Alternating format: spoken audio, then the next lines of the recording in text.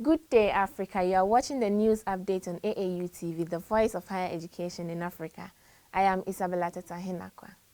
The headline: Transnational education in the mainstream of international higher education.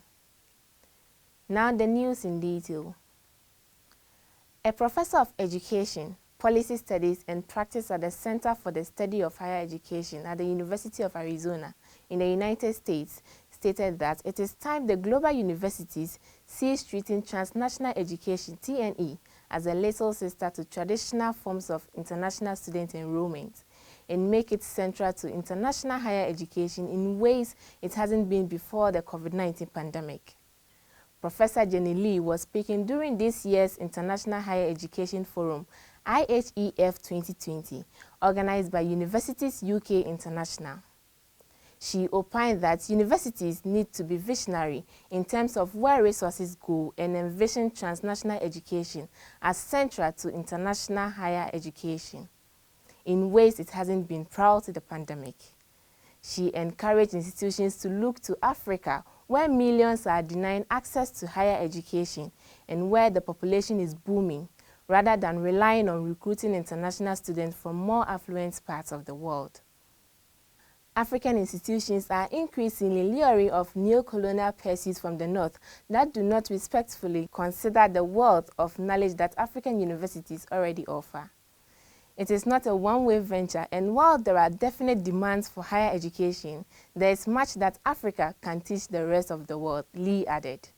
However, she told University World News that institutions from the US, UK, and Global North need to tread more carefully when looking to collaborate with new markets.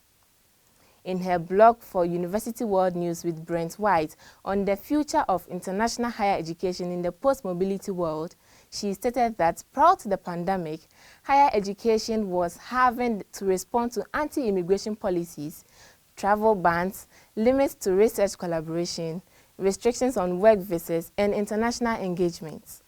Contributing to the discussion, Dr. Janet Ilieva, Director of Education Insights, international higher education should learn lessons from countries like Malaysia, which turned previous external shocks, such as the Southeast Asia currency crisis in 1997 to 1998, the SARS outbreak in 2003, and the global financial meltdown of 2007 to 2008 into opportunities to expand its higher education capacity, partly by encouraging transnational education activities.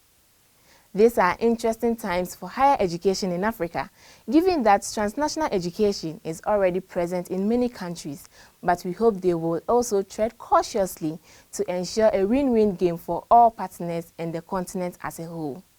That is all for today's news update. I am Isabella Tetahinakwa. Remember to wash your hand under running water and soap frequently. Do stay safe.